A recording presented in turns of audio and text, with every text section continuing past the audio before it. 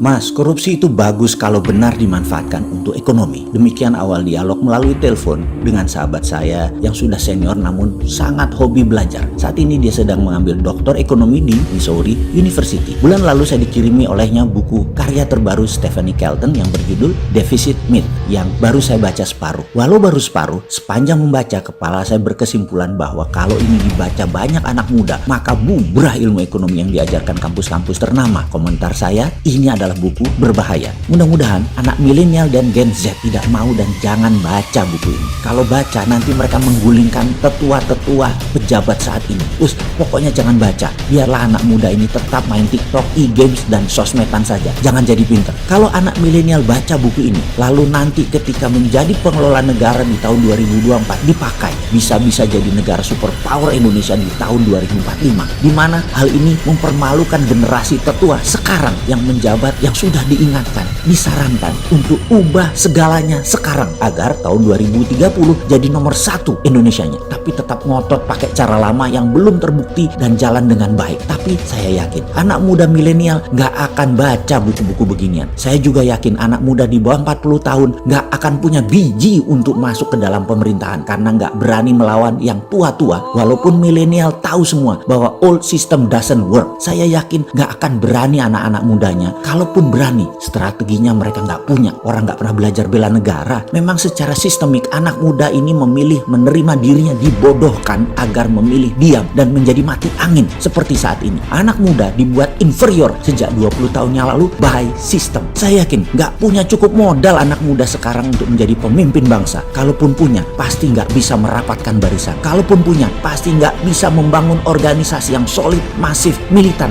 Pasti. Buktinya sekarang hanya bisa berkoar-koar di sosmed, sporadis, tidak bersatu, tidak satu suara, juga nggak membangun struktur, nggak membangun karya produktif, nggak membangun peacock effect. Jangan tanya lagi peacock effect itu apa, baca tuh Wikipedia. Boro-boro di tahun 2024. Sekarang saja di tahun 2020, anak usia di bawah 40 tahun yang merupakan 60% populasi pengen menguasai ekonomi aja belum tentu berani. Paling pol jualan-jualan barang-barang Tiongkok di digital platform, dijual barang-barang asing sesama anak bangsa di marketplace yang juga punya saham terbesarnya adalah asing dan asing lagi tuh marketplace. Mana berani atau mana mau jualan barang karya anak bangsa luar negeri gitu, pasang produk anak bangsa di Alibaba, pasang produk di Amazon di Amerika sana, pasang produk di Zaloranya Singapura deh. Berani nggak lu? Saya mengkritik keras begini karena saya walaupun cemen dan deso, saya punya Santara yang coba angkat UKM dengan kekuatan urun dana. Saya punya Dinaran untuk menyaingi GoPay dan pembayaran asing nanti yang namanya Facebook Pay atau IG Pay dan sejenisnya atau Alipay. Kita mau lawan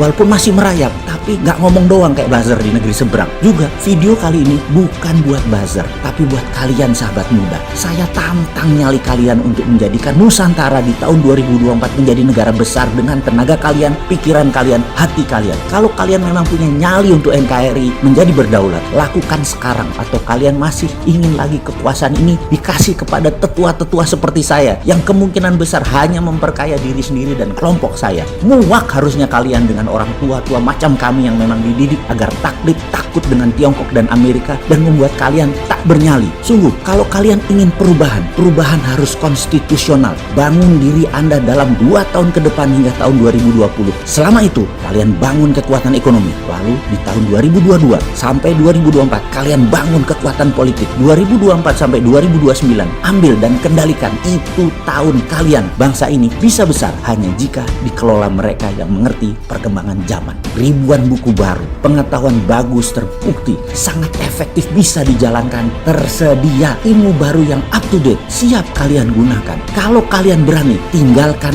Keynesian. Ini era post Keynesian, ini era setelah Keynesian. Nggak ngutang lagi cara mengelola negaranya. Saya pesimis dan sudah patah arang dengan yang ada pada saat ini yang menjabat, bahwa mereka akan paham maksud dari ilmu post Keynesian. Post Keynesian kalau dijalankan sekarang, Indonesia terlalu maju dan berdaulat. Itu tidak boleh karena banyak orang yang nggak akan dapat jatah. Tidak siap tetua-tetua itu kehilangan mata pencahariannya dan jabatannya dengan susah payah, integritas dijual kalau perlu, dan hilang untuk itu gak akan mau mereka lepaskan. Janganlah dipaksa mereka memakai post Keynesian. Kasihan. Kalau post Keynesian kalian jalankan, bisa bubrah itu departemen-departemen sistem tua yang ada saat ini, dan itu pasti tidak dimaui oleh para tetua yang sudah mapan di sana. Jadi biarlah mereka tetua-tetua itu menikmati for one last chance. Kita kasih kesempatan mereka membuktikan, walaupun 1 tahun kemarin masih pontang-panting, tapi kita kasih kesempatan buat mereka.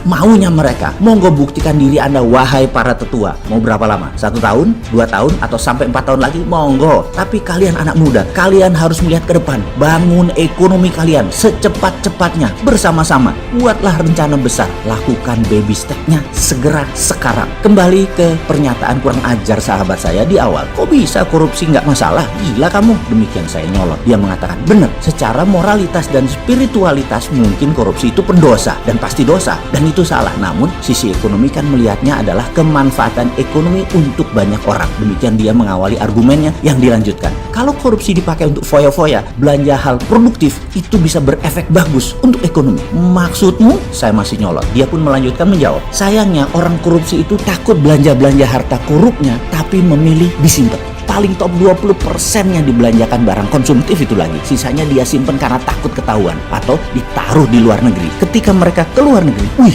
tinggal di rumah milik mereka, belanja barang mewah, kendaraan, dan lain sebagainya, top aja. Lalu balik ke tanah air, disederhanakan gayanya. Diperlihatkan penampilan naif dan lugu. Padahal udah ada sendiri yang jawab. Jadi kalau mereka para koruptor itu 100% memanfaatkan dananya di dalam negeri, apalagi untuk investasi sektor produktif, itu dana 11.000 triliunnya, gila ekonomi Indonesia majunya kayak apa. Itulah saya katakan kalau korupsi itu bagus kalau dimanfaatkan secara benar untuk ekonomi dalam negeri. Yang parah korupsi marak, duitnya hanya 10% dimanfaatkan dalam negeri dan sisanya disimpan atau dibawa ke luar negeri. Ambiar ekonomi negaranya. Sudah sektor swasta kering, proyek kering, duit dibawa ke luar negeri atau disimpan sama koruptor. Bagaimana bisa negaranya maju? Sungguh, ini hanya sanepo, ini hanya sindiran dan kiasan. Yang terbaik adalah dalam pemerintahan yang benar, tidak ada korupsi dan tidak ada bagi-bagi jatah, di mana dana 11.000 triliunnya dimanfaatkan semua di dalam negeri.